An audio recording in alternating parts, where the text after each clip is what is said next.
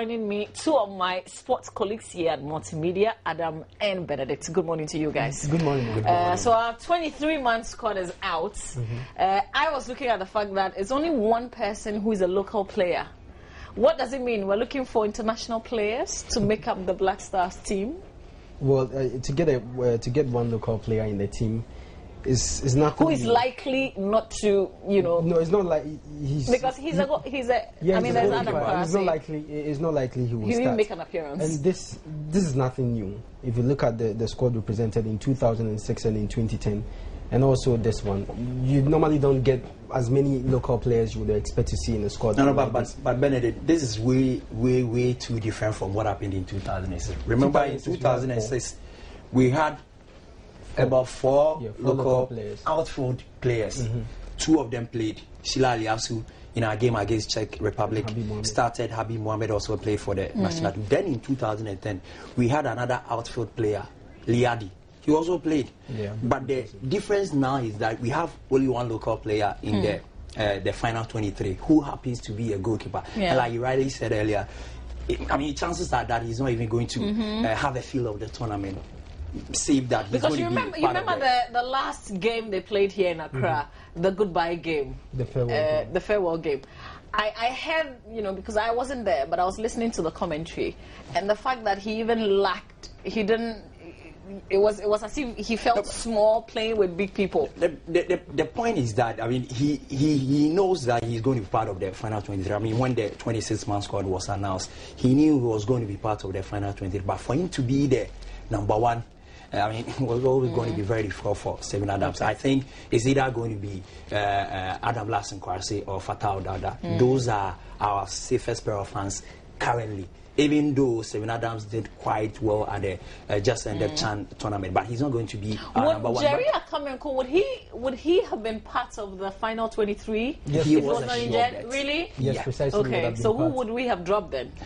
I don't know, but what we heard from Holland was that Kwesi Appiah was contemplating on the fullbacks because he had a lot of utility players. Because Jerry is a defender. Yeah, Jerry is a central defender, and that is where my difficulty is. Would it hurt us? It is. It is going to hurt us, but I don't know. The explanation that has come from the camp of the team is that we have utility players within the midfield. If we get to a level that we need some of the players to come back to play as a central defender, we can fall on Michael Essien. But that is where the danger is. We did that in 2008 when we took injured players to the 2008 AFCON, the one that we hosted. Now, we lost John Mensah at the quarter-final stage.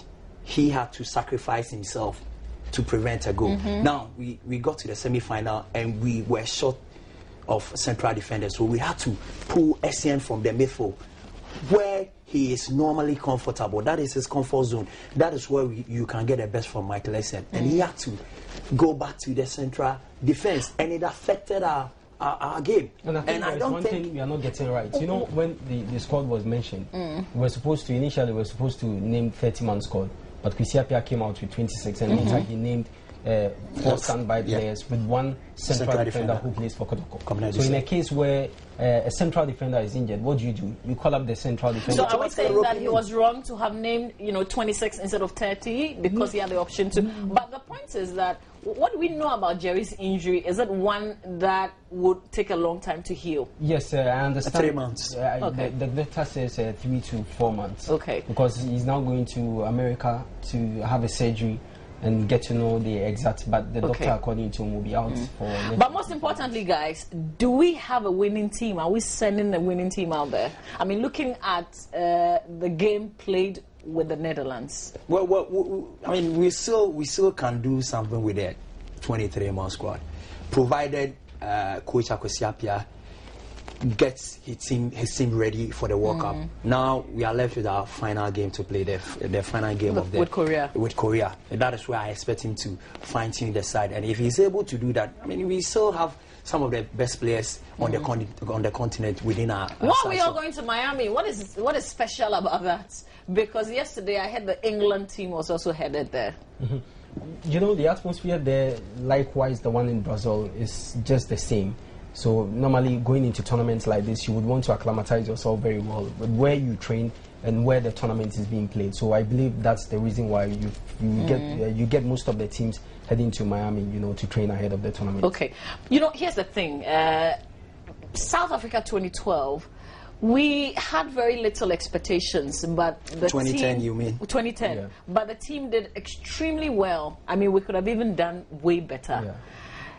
This time around, Brazil 2014, we're doing a lot of things. We even have ambassadors. We have brand ambassadors. We're raising funds. We're doing so much. So our expectations, unlike 2010, is very high. And Are we going to be meeting it?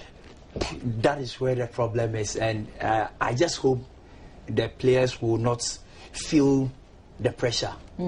Because, like you said, in 2006, we got to the round of 16, and then we just hope we do better in the 2010 edition. That was what we did. And now we think, after building on what we did in 2006, I mean, the natural expectation is that you do better than what you did in 2010. So that is where the expectation is. But these are professionals. They are taking, for Christ's sake, $75,000 as appearance fee. So when we are paying them, they have to play.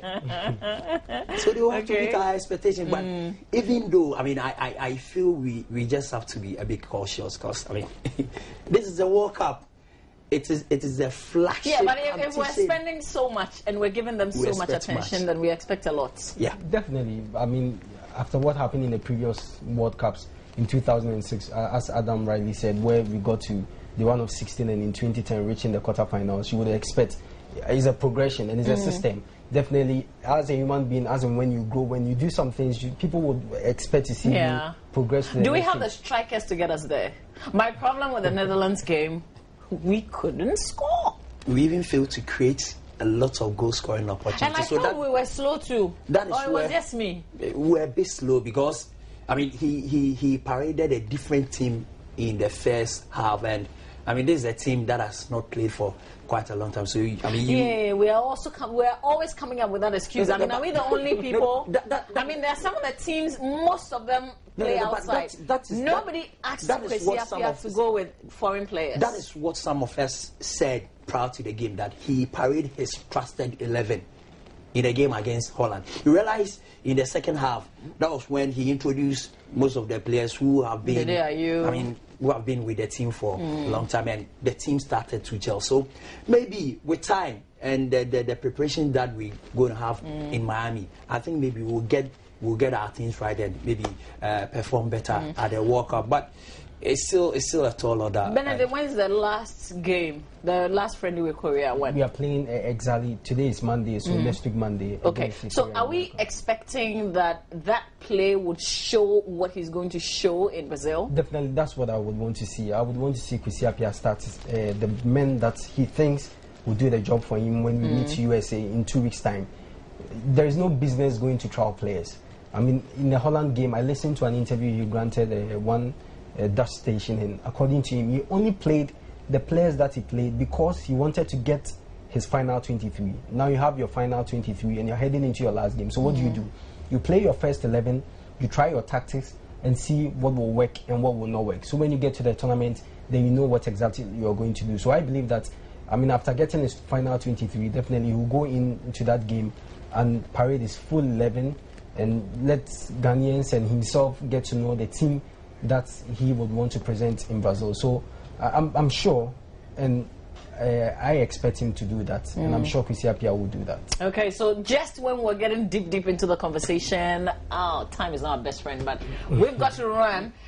Brazil 2014 is staring us in the face, which means these kind of conversations will go on and on and on and on. But thank you guys for being here, and thank you.